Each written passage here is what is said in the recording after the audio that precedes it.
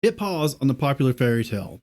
In this video, we're not quoting Leviticus, and we're not apologizing or trying to make up for anything. Instead, we're tracking cold hard chains across history and across civilizations.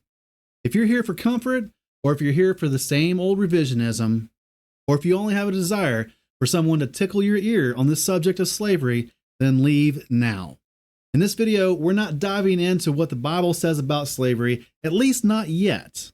Instead, we're taking a wide-angle look at how slavery has been practiced throughout history, across different kingdoms and empires.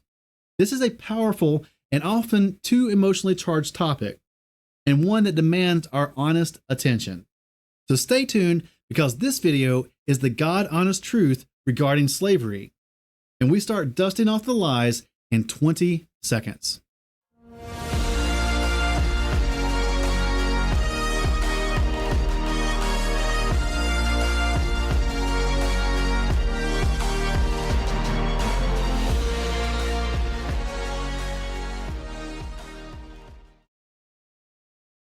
Hope you got your notes ready, because there's a lot coming to you, and it's going to be a general overview. But before we get into all that, I do want to let everyone know that this series is going to be an overview. I'm sorry, this particular video is going to be an overview leading up to our detailed and specific video and teaching next week about slavery in the Bible.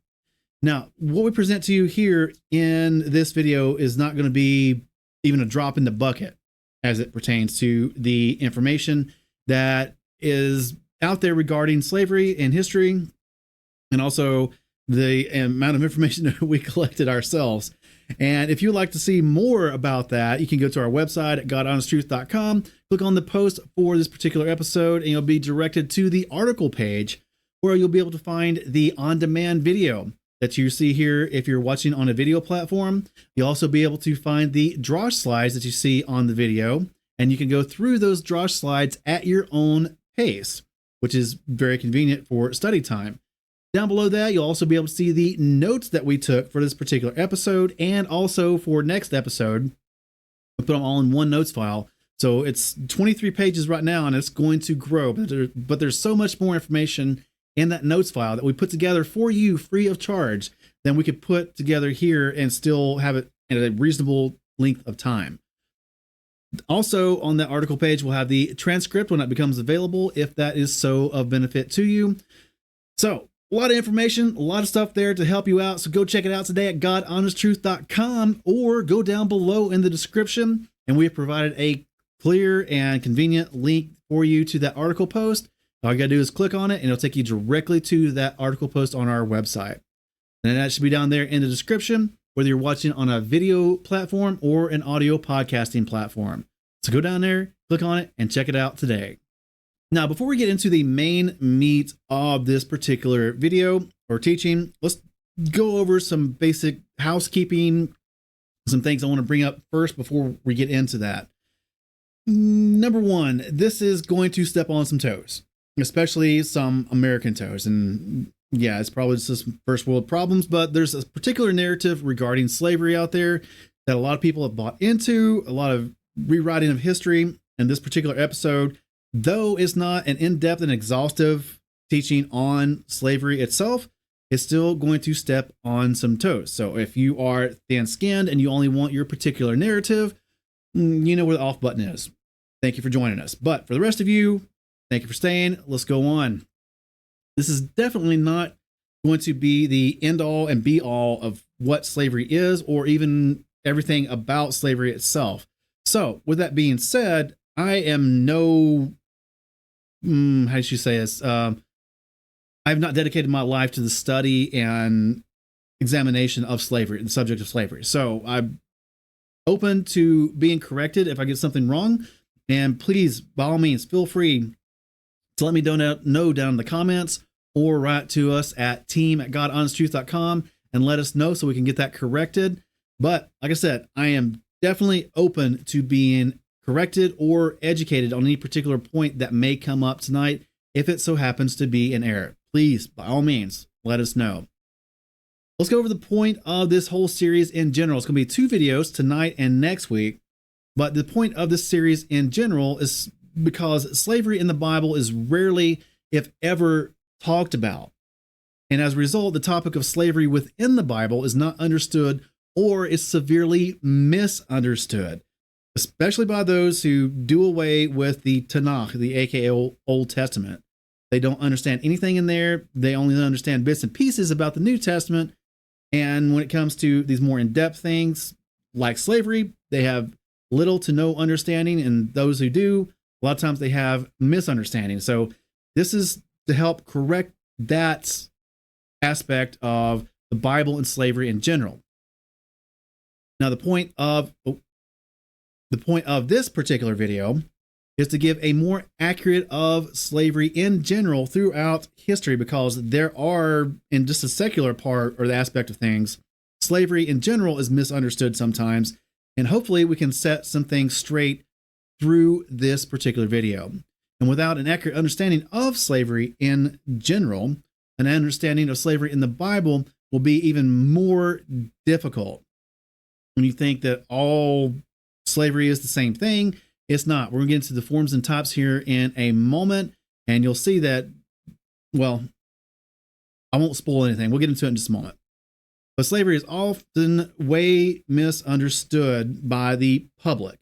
So hopefully this will, if it's something that interests you, hopefully this will spark a fire in you to go further and study any particular aspect of slavery for yourself.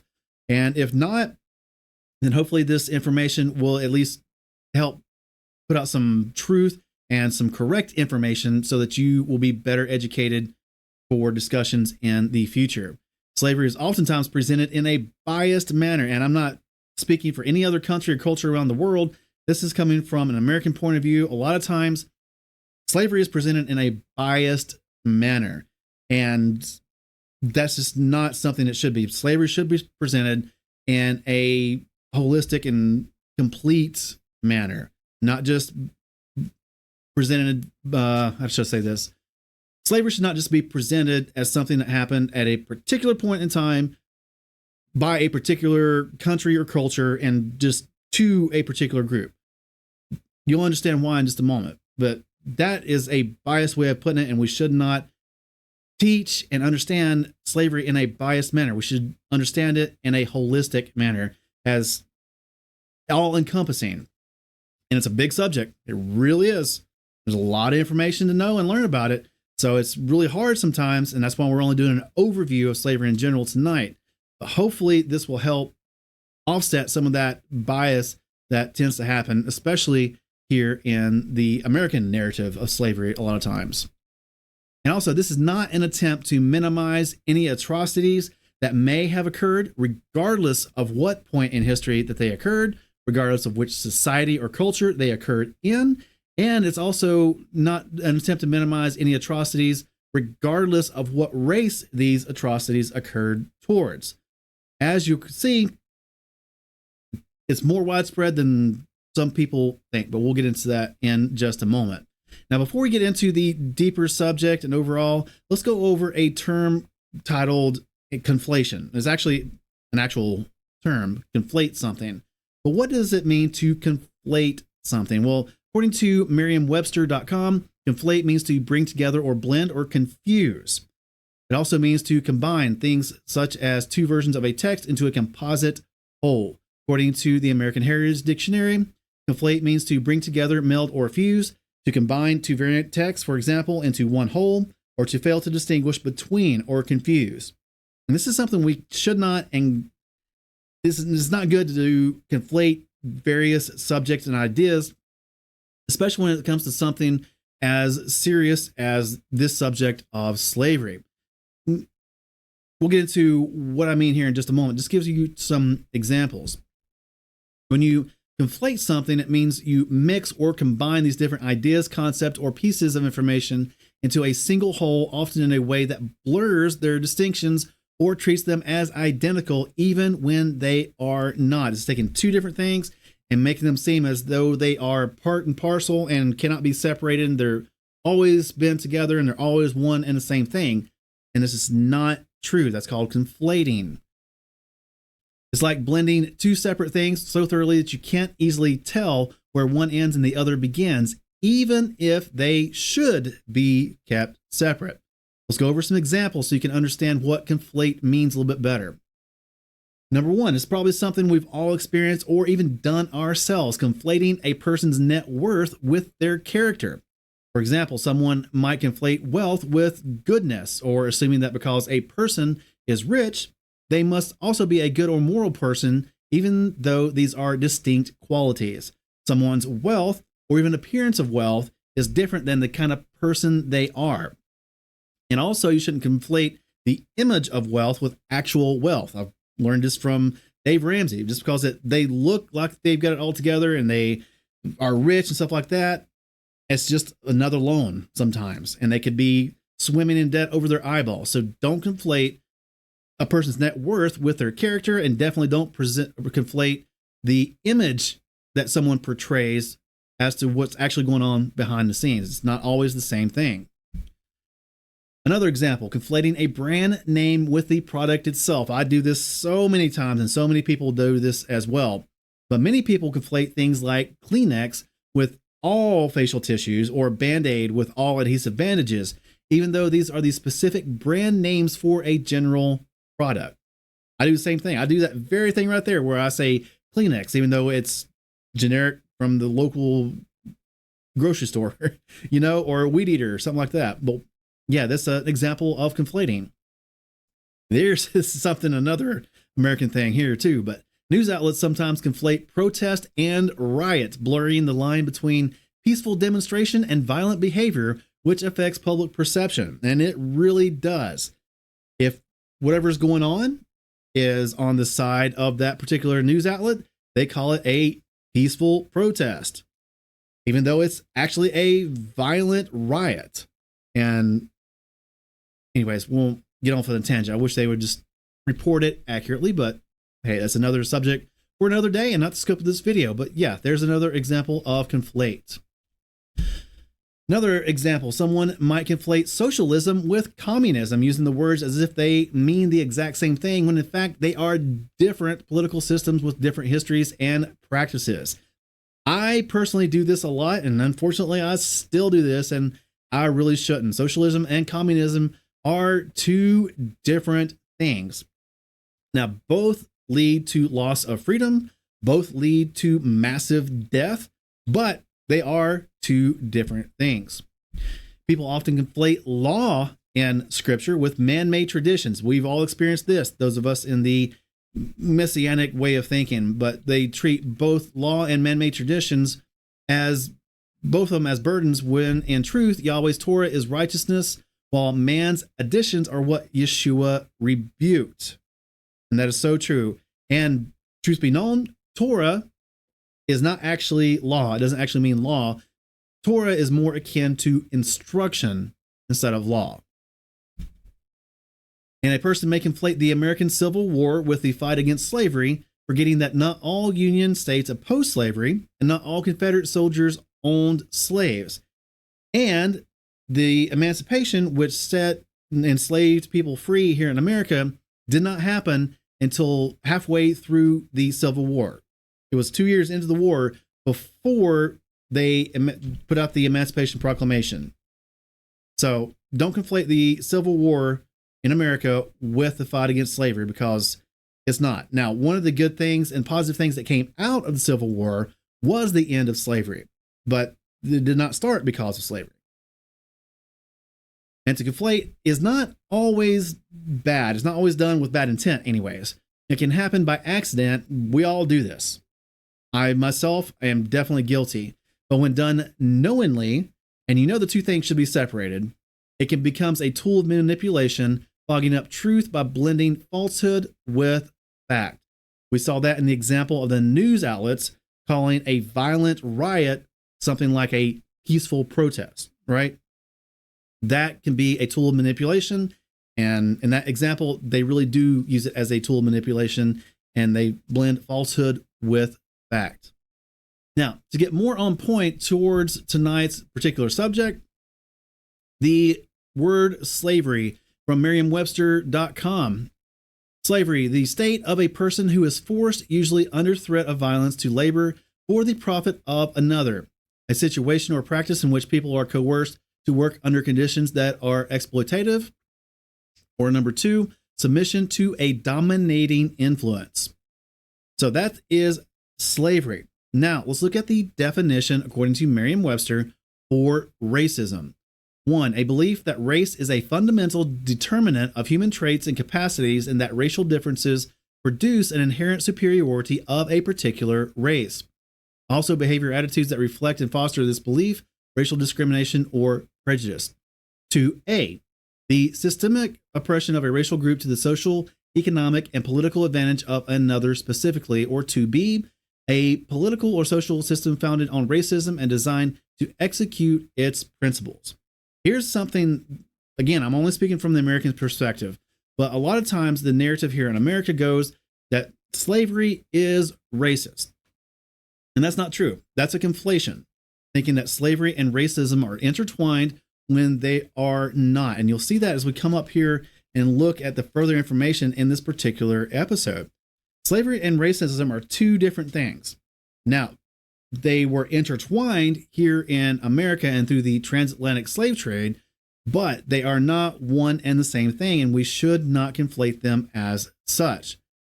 So let that be known that slavery and racism are two different things that should be kept apart. In fact, throughout most of history, a lot of particular cultures and civilizations enslaved their own people. I mean, they would come down to being enslaved because they were in debt, because they were taken by a neighboring tribe who were of the same ethnicity or same race, but it wasn't about racism. That didn't happen until later on, and yeah, we'll get into that in just a moment. But anyways, let's look at some types or some forms of slavery, because this is where it begins to get really nuanced. When people talk about slavery, are they meaning what kind of slavery? Slavery in general can encompass a whole lot of things. And this is something that really opened my eyes when I started doing this research into this particular subject. This a lot more nuanced and a lot more in depth than what we can get into here on one particular episode. So once again, like always, and especially this time, I invite everyone out there to go farther than what you get in this video and do your own research, do as much as possible to your own satisfaction. There's a lot more information that goes into this. This is just a kicking off point. So number 1, the first type of slavery that we're going to look at is called chattel slavery. And this is probably the most common that people refer to when they talk about slavery in general. But chattel slavery, it is people are treated as personal property, or chattel, to be bought, sold, inherited, or punished without legal rights. This is the most recognized form of slavery in the Western world. The most absolute form, a human reduced to property. They may be bought, sold, inherited, stripped of personhood. Their children follow their fate found in antiquity and in the American South until abolition. Now, this is something as a little bit of a tangent. When I look at property here, especially like land and houses, stuff like that, they always call it like real property. I've always wondered what's the fake property that they're actually talking about. But no, the opposite of real property, meaning something that can't be moved, like a house or a land, something like that in general. That's what real property is. The opposite of that nowadays is referred to as personal property, both tangible and intangible. But personal property can also go by the name chattel, meaning movable property. Things like cars, clothing, computers, stuff like that. Just a little bit of a tangent. I thought it was interesting myself, but anyways. Some examples of chattel slavery is the transatlantic slave trade, which we're all probably familiar with and probably learned about in school. Africans were forcibly transported to the Americas and enslaved on plantations.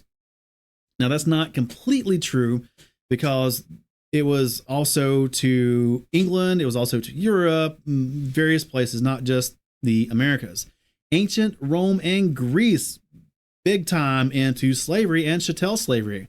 They enslaved war captives and they enslaved criminals, and they were used for labor, entertainment, meaning gladiators fighting to the death, even The women had other services that they would be used for in slavery, and they were used for domestic service as well in Rome and Greece.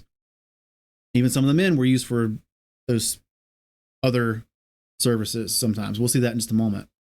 But chattel slavery persisted longest in the Middle East, with trans-Saharan, Indian Ocean, and Red Sea slave trades continuing to traffic slaves from Africa until the 1960s in some Arabian Peninsula countries, such as Saudi Arabia and Yemen, which finally outlawed it in 1962, Dubai, who finally outlawed it in 1963, and Oman, who finally outlawed it in 1970. And just because various countries have outlawed slavery does not mean it's been done away with. We'll just put it like that. More information on that coming up. Another type of slavery that we're going to talk about is debt slavery, also called debt bondage or peonage, like peon, right?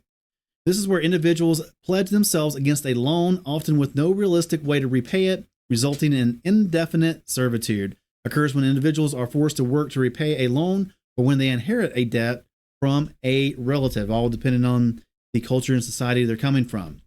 This happened in places like South Asia, India, Nepal, where generational debt bondage in agriculture and brick kilns in medieval Europe, in ancient Greece and Athens, in addition to the chattel slavery. And this debt bondage happened until Solon's reforms saw peasants enslaved by unpaid debts. Ancient Near East and Mesopotamia, these laws allowed 3-year service for debtors, then release, but abuses still occurred. Didn't always release them. They held on to those slaves. This debt slavery existed in ancient societies, including pre-Columbian Mesoamerica, where people unable to pay debts could be sentenced to work as slaves until the debts were cleared. So this type of slavery it's not exactly like the previous form, but it is also a form of slavery. And, well, slavery is slavery, in my opinion. Contract slavery. This is something we've probably all heard about, and not to give anything away, but keep this particular one in mind. Contract slavery or indentured servitude, a contractual deal offered often for passage, work, or benefit that hides coercion. Contracts give a facade of legality, but in reality, the person is trapped, often unpaid, with no freedom to leave. Things like this happened with the British colonial indentured servants when people were trying to get over here. They didn't have their own personal ships. They had to hire passage, and that was expensive. So they sold themselves into slavery, into indentured servitude. These indentured servants in North America who signed passage served 4 to 7 years after they got here to the colonies. Some endured abuse, non-payment, even sale of their contracts. So it wasn't technically sale of the person who was sell the contract, which means the person went with the contract. So I don't really see the difference. Maybe there's a making a distinction without a difference, but anyways. Also, the modern forms in Southeast Asia and the Indian subcontinent were workers deceived with contracts and then forced into labor. The sad reality of the fact is that slavery is still going on in these various forms, even in 2025. It's not been done away with. That's something that you need to know and understand. It wasn't done away with 200 years ago. It's still going on today. Then we all have another type or form called serfdom or bind the land labor. This is where the people have more rights than a slave, but the serfs can't be sold separately. They stay with the land. They're tied both to the land and the lord, the land or the lord of the land, the landlord. They owe labor, rent, and obedience, but maintain personhood and limited mobility. So even if the current lord of that land sells the land, they're not really selling the people, but the people go with the land, and therefore they've got a new lord, whoever buys the land. So it's almost like a reverse chattel, but not really. I don't know. This happened in medieval Europe a lot, Serfs inherited status, and they were obliged to the manor, but had no rights to subsistent plots and limited legal claims. And it happened in Eastern Europe as well. The second serfdom persisted into the 19th century, sometimes nearing chattel status. So this got pretty severe, even though it's a bit nuanced and people want to call it different. It's still a form of slavery. So it's still slavery. Another type or form of slavery is forced labor, state, or war slavery. I'm sure you've probably all heard about this particular nuanced type of slavery. But this is where people are compelled to work under threat or coercion, often without pay or freedom to leave. Some examples of that is in Nazi Germany and also the Soviet gulags, where people were forced by the millions into brutal slave labor, and then they would oftentimes be killed afterwards or during the process because they worked too hard, things like that. But yeah, another modern example of slavery. Also, modern fishing, mining, and construction industries, especially in Southeast Asia and Africa. Ancient emperors conscripted war captives for public works. People like the Egyptians, the Babylonians, things like that, that built the pyramids, the roads, and the temples for that particular society. Contemporary, modern day, Myanmar and North Korea are reported to use civilians for forced labor under state control. Don't know much about Myanmar, but North Korea is bad news. And during all my research and going through all these various things, I saw that North Korea was probably the number one culprit in today's world for the slavery, still having slavery. And North Korea, number one. Leave it there. Another type or form of slavery here, pawnship or Panyarring. This happened pretty much all in West Africa, but this is unique to parts of Africa. Individuals or family members pledged as collateral for credit with kinship protections to limit sale. When debts went unpaid, seizure or Panyarring sometimes escalated into enslavement. This happened with West African societies, of course, pre-colonial, and things kind of changed after the ships and Europeans got there. But it was pawnship among the Akan, Yoruba, and Igbo people, if I'm pronouncing those correctly. When creditors seized persons by force, it was known as Panyarring, used to enforce repayment or even feed the Atlantic slave trade. So these West Africans, or especially West Africans, but others as well, when they would take people by force and they needed debt repaid and they had someone captive, they would sell them as a slave into the transatlantic slave trade. So it wasn't just Europeans coming in and taking people by force. They were being sold by their fellow Africans a lot of times, because like in other parts of the world and other times in the world, Africa was a slave society, and lots of slave societies. Slavery was already established in Africa way before the Europeans got there. So it just kind of went hand in hand at that point. And pawnship or Panyarring is one type or form of slavery that existed in Africa pre-Europeans. Another type or form is descent-based slavery. This is slavery inherited through birth. Individuals are born into a slave class. This happened a lot within the United States Southeast here. It happened also within Greece and Rome, places like that. But it wasn't because you were indebted to someone. It wasn't because you were a captive from war.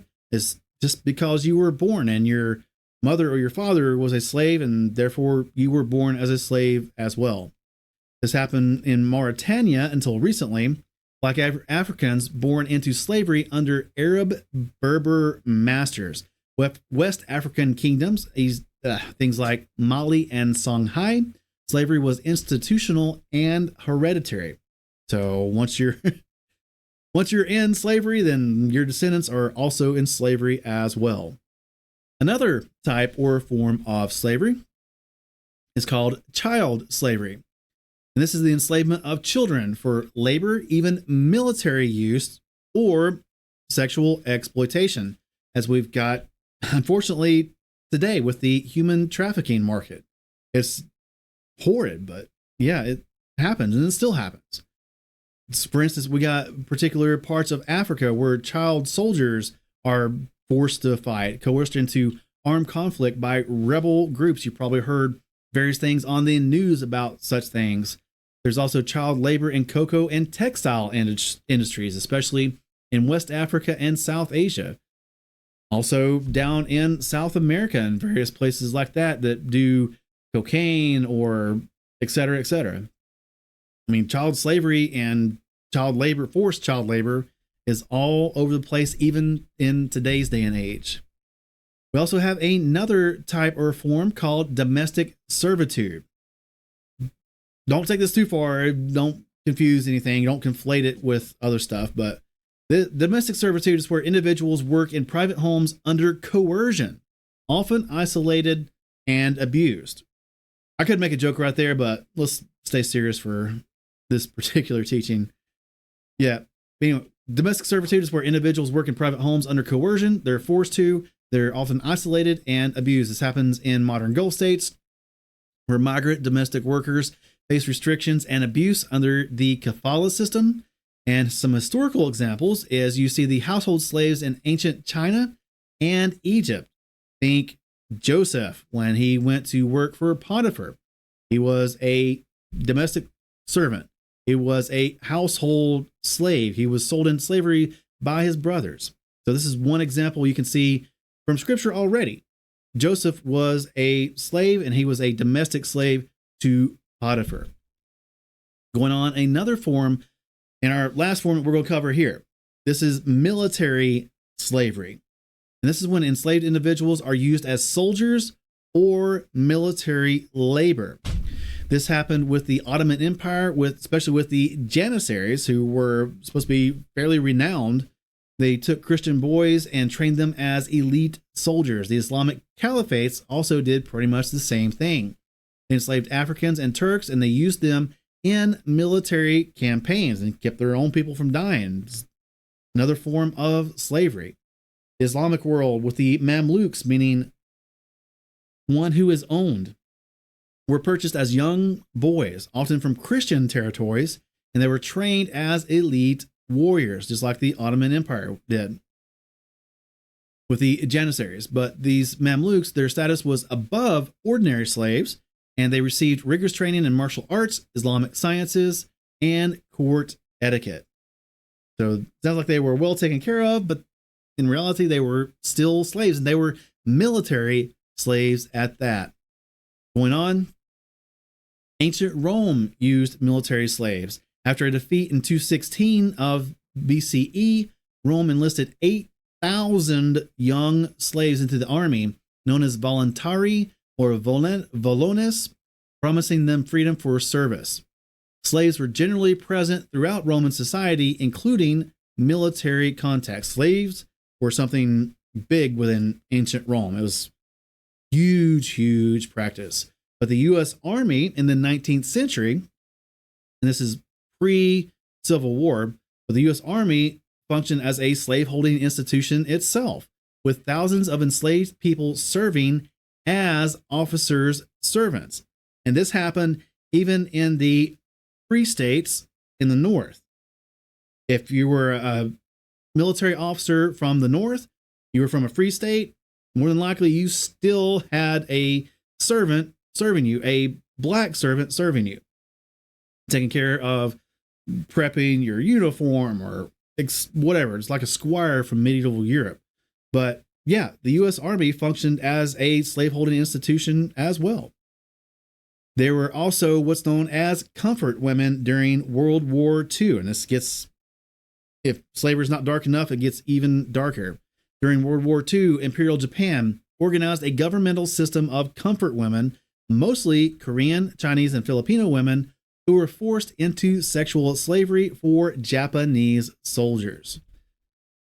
And yeah, that's bad, but it wasn't just the Japanese that done this. There's also others as well. But yeah, this whole military slavery, and this is sexual slavery as well, but it all kind of blends into one. And like I said before, slavery is slavery, no matter what nuanced title or label you give it.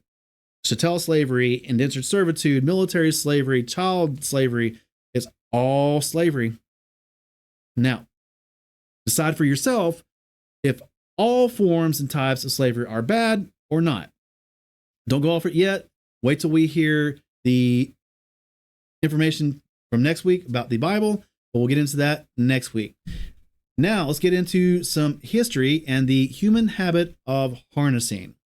Go over some various civilizations, some various points in history, and look at the undisputable fact that slavery has happened throughout history and has happened throughout the world in just about every single culture and civilization on Earth. In fact, slavery has been around in various cultures in history much, much longer than a history of non-slavery has. Like I said, it's still going on today. But going back all the way to the time of Mesopotamia, looking at the Code of Hammurabi.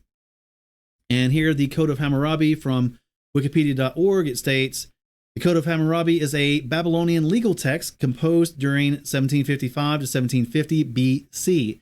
It is the longest, best organized, and best preserved legal text from the ancient Near East. It is written in the Old Babylonian dialect of Akkadian, purportedly by Hammurabi, 6th king of the first dynasty of Babylon. I invite you to go look through this yourself. It's very, very interesting the way they thought back then. And as you read through some of these laws in the Code of Hammurabi, there's a bunch of them. But you'll see various things there. They make a distinction between male and female, obviously. Most everyone does. But you also see about 4 different types of people that's mentioned there. You got the royals, you got the man, you got the free man, and then you got the slave. Royal is pretty self-explanatory. I'm thinking the man is a regular non-slave citizen. The free man, if I'm reading it correctly, free man is a former slave who has been freed. And then a slave, obviously, is the slave in the particular situation. But here, there's a whole bunch of laws in the Code of Hammurabi about slaves. And here on your screen, I've actually listed off just a few of those. Here in law number 15, if a man aid a male or female slave of the palace, or a male or female slave of a free man to escape from the city gate, he shall be put to death. So apparently in the Code of Hammurabi, you cannot aid slaves going away. That's a death penalty. And Code 199, if one destroys the eye of a man's slave or break a bone of a man's slave, he shall pay 1/2 of his price. And if you'll read the surrounding laws that go with that, if it does the same thing to a free man, the punishment is a lot different. And then finally, 205, if a man's slave strikes a man's son, they shall cut off his ear. If you read through that, you'll see various laws pertaining to different things, but especially with slaves and citizens, things like that, the differences are stark. Slaves are treated a whole lot differently than the regular citizens or free men. But this is the Mesopotamia. They had slaves and they had codes and laws for slaves even way back then.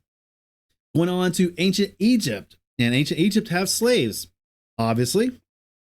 But it wasn't just back in the Bible times. It was all throughout history. But anyways, from wikipedia.org, quote, slavery in ancient Egypt existed at least since the Old Kingdom period. There were 3 types of enslavement in ancient Egypt: chattel slavery, bonded labor, and forced labor. Egypt's labor culture encompassed many people of various social ranks, end quote. And this is something I learned also, that the pyramids were not built by slaves. They were actually built by workers who got paid.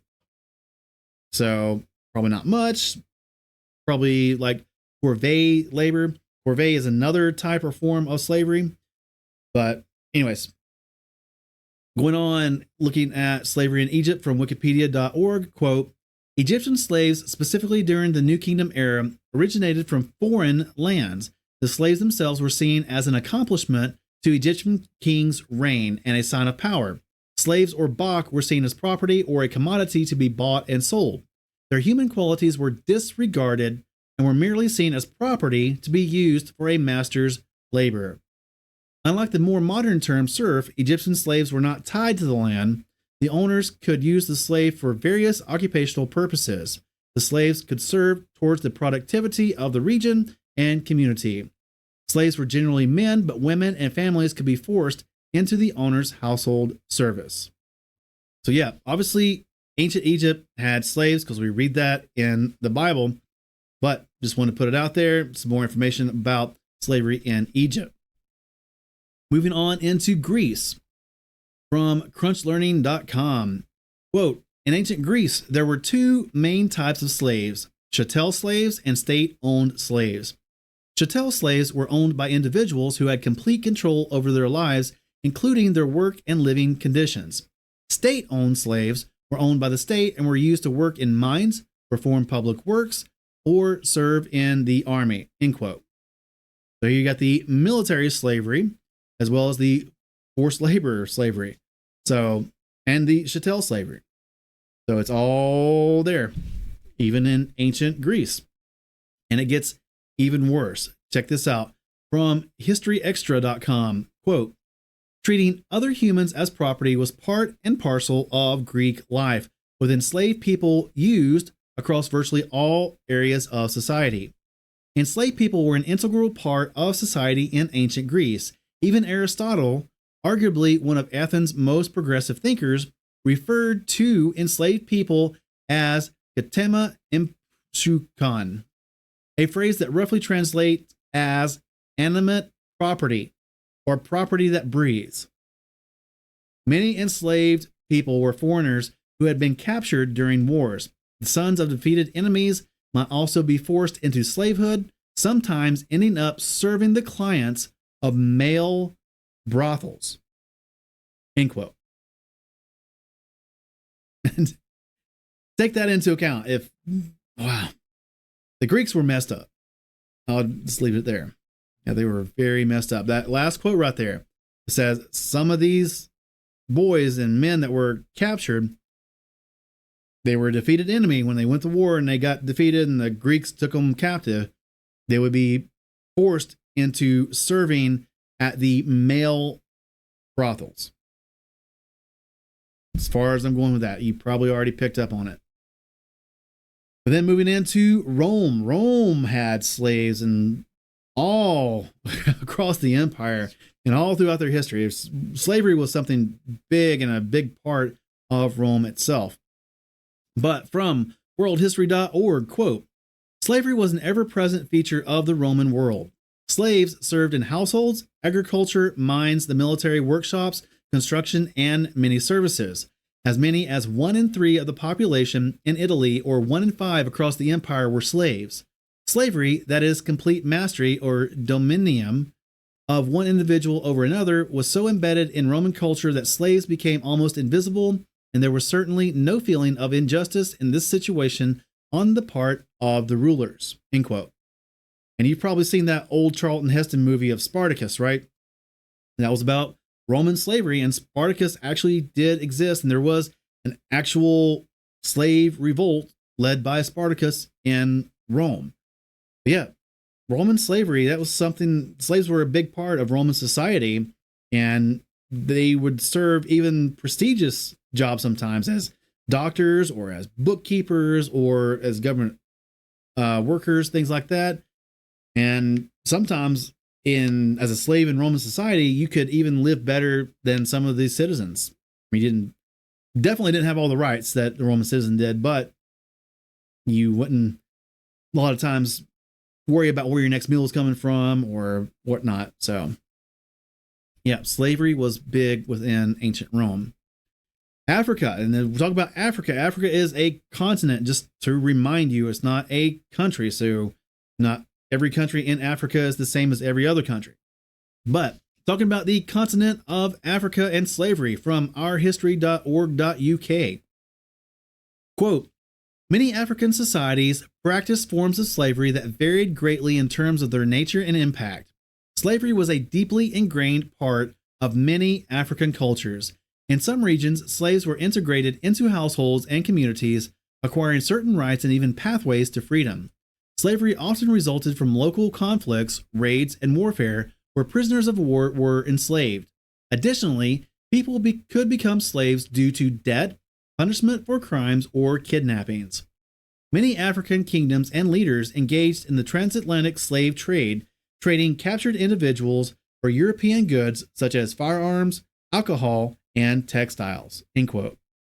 And then from Africa.businessinsider.com, quote, in the 21st century, the word slavery may seem distant. However, the unpleasant reality is that slavery is still in existence all across the world, and Africa is no exception. The pervasive existence of contemporary slavery in Africa is exacerbated by systemic failings in governance and law enforcement.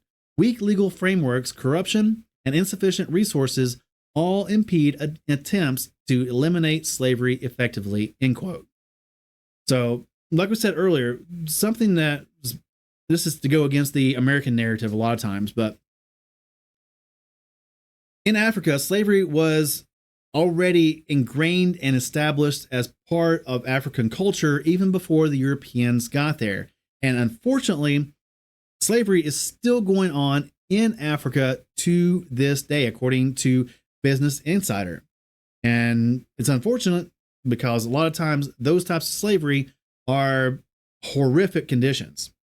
They're traded as cattle or chattel. And a lot of times within the African slavery, the men would be killed because it was the men who, even though they could work good or work better in general, work better than women or children, the men were more often to fight back or run away or something like that. So they would more often just kill the men and keep the women and children. And this happened during the European times as well, when people were during the transatlantic slave trade. The Africans would trade other African males to the Europeans to be taken away. Instead of killing them, they would make money off of them. But a lot of times they would keep the women and children. But in a sense, that the males then would be kept alive, whereas if the Europeans hadn't been there, it would still be slavery and the men would have died. I am not going to call it a good thing. I'm not going to call it a positive thing. I'm just stating it for what it's worth. Traditional African slavery would kill the men, but once the Europeans arrived, they traded the males to the Europeans to take across the Atlantic, thereby keeping the males alive. But yeah, Africa, they had slavery before the Europeans came, and unfortunately, they are one of those parts of the world where they still have slavery going on. And it happens today more than just Africa. It happens in Asia, it happens all over the place, but it's still happening in Africa even to today. Now let's look at the Aztecs, because we've already looked at the Middle East with Greece and Rome, Mesopotamia, stuff like that. We've looked at Africa, Egypt, etc., etc. But what about the quote-unquote New World? Well, let's look at the Aztecs down in South America and Middle America, whatever you want to call it. But this comes from wikipedia.org, quote, slavery in the Aztec Empire and surrounding Mexica societies was widespread, with slaves known by the Nahuatl word tlacolotli. Slaves did not inherit their status. People were enslaved as a form of punishment after being captured in war or voluntary to pay off debts. A slave who was sold 3 times as incorrigible could be sold to be sacrificed. Those slaves commanded a premium in price. Anyone could be a slave, though commoners were more likely to enter slavery voluntarily. But because slaves were looked down upon, it was usually the last option one took to pay off a debt, end quote. And this is something that is fairly common within slave operating societies. When someone got into debt or they couldn't pay something off, they sold themselves voluntarily into slavery in order to pay off the debt. And it would only be for a certain time, generally. That was the idea. So that was something that was common throughout the world, not just the Aztecs. But for those of you who didn't know, the Aztecs were one of those people who also did human sacrifice, and slaves were a part of the human sacrifice as well. Then let's go back across the pond to look at the Vikings. Vikings were big into slavery as well. From thearchaeologist.org, quote, some historians now argue that the Vikings were responsible for more human trafficking in the period 750 to 1050 than any other civilization. Although slavery existed in some form in Scandinavia long before the Viking era, it was during this period that we saw a sharp uptake in the number of slaves. Viking raids, which remain infamous for their ferocity and scale, were significant sources of slaves. Monasteries, villages, and towns across Europe, particularly in the British Isles, were favorite targets. Poverty or debt could push individuals into slavery, either voluntarily or involuntarily. Furthermore, the children of slaves were automatically considered slaves, perpetuating this cycle across generations. End quote. So here we got some more themes about what we've already looked at. We got people that could go into slavery voluntarily or be captured and taken against their will. And we've also got that descent-based slavery, where the children of slaves were automatically considered slaves themselves once they were born. So, moving on, let's look at Asia now, the Asia region. From academic.oup.com, quote, the dynamics of the West African and wider Atlantic slave trade are not that different from what we encounter in the Indian Ocean and Indonesian archipelago worlds. Local inequalities, caste indebtedness, slave lineage, and conflicts, meaning warfare or punishment, were sources for an expanding long-distance slave trade in West Africa, as well as different parts of Southeast Asia, South Asia, and the Western Indian Ocean. Many of these dynamics existed before the arrival of Europeans, end quote. And found this out during the research part of this particular exercise, but yeah, slavery's existed for a long time in China itself, going way back in the day to various different kingdoms and dynasties that existed. And this, well, that's the whole point of what we're trying to tell you here, is that slavery is not just something that happened at a particular point in history, not just with a particular country or colony, and it didn't happen to just one particular group of people. It happened all over the world, all throughout history, and this is the point we're trying to get across here. But also from walkfree.org, quote, the 2023 Global Survey Index estimates that 5.8 million people were living in modern slavery in China on any given day in 2021. This equates to 4 in every 1,000 people in the country. It is second only to India when the estimated number of people living in modern slavery is considered, end quote. That's modern estimates about slavery. People who are living in modern slave conditions. 5.8 million people enslaved in China today. Let that sink in. Going on, coming back to the North Americas and looking at the Native Americans here in North America. From worldhistory.org, quote, slavery was practiced by the Native Americans before any Europeans arrived in the region. People of one tribe could be taken by another for a variety of reasons. This practice continued throughout the colonial era, aided and encouraged by Native American tribes themselves up through 1750. Each tribe understood itself as inherently superior to other tribes, and although they would form alliances for short periods in a common cause, or for longer periods as confederacies, they frequently warred with each other for goods, in the name of tribal honor, and for captives, among other reasons. Men, women, and children taken captive were then enslaved by the victorious tribe, sometimes for life and other times for a given number of years, and in still other cases until they were adopted and became members of the tribe, end quote.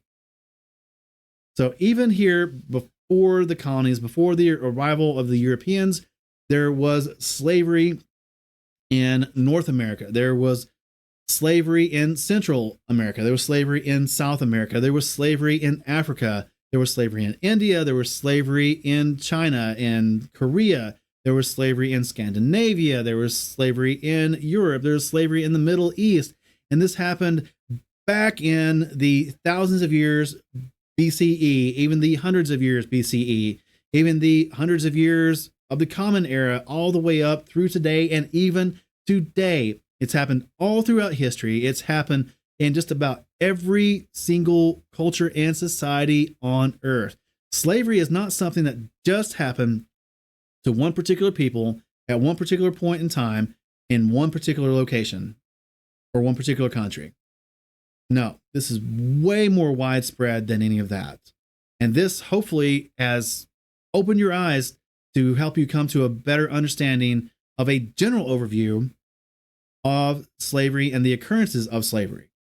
That's a little bit about slavery around the world, throughout history and stuff like that. And we also went over various types of slavery as well, all in a effort to better prepare you for next week's teaching on slavery in the Bible and going over actual scriptures, early writers, early Christian writers that would reference this subject, all to get you ready for that. So hopefully that's opened up some eyes. Hopefully that's gave you some information. And if it's piqued an interest in you, definitely I encourage you, go farther in your studies, do your own research, learn more. And if you find anything out, let us know. Write us an email. Let us know what you found out.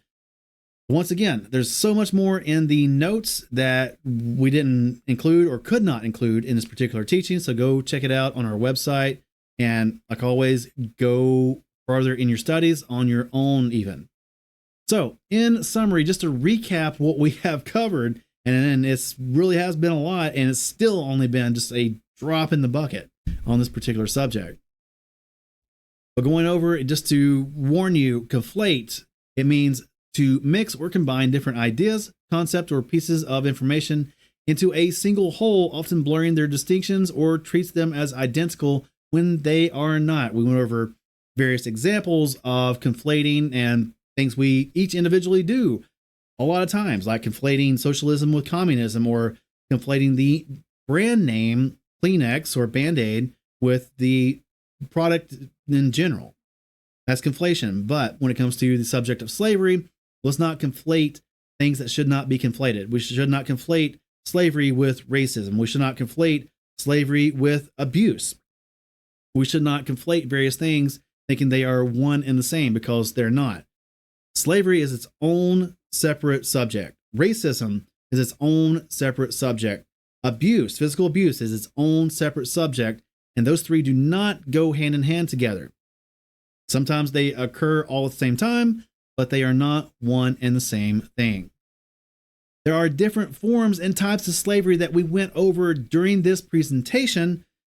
However, there are even more than what we went over, and sometimes the types or the forms get different names, or they might be described a little bit differently, but these are the main types that I was able to find in my particular research. And the types we went over during this particular teaching are chattel slavery, debt slavery or debt bondage or peonage, contract slavery, also known as indentured servitude, serfdom or bind the land labor, forced labor, state or war slavery, pawnship or Panyarring, which from what I found out, it was particularly isolated to West Africa.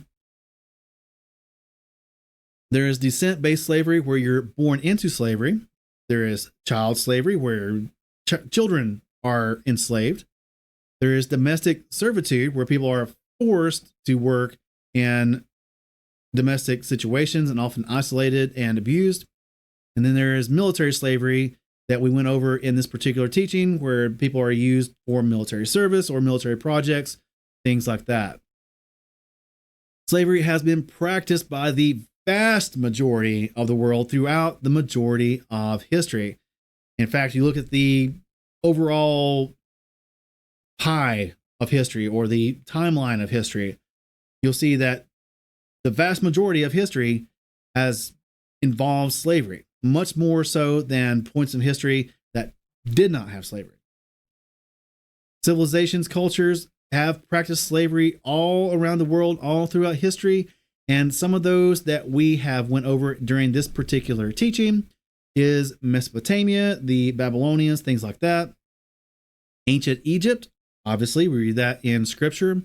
There is ancient Greece, ancient Rome. There is Africa and just about every single country in Africa.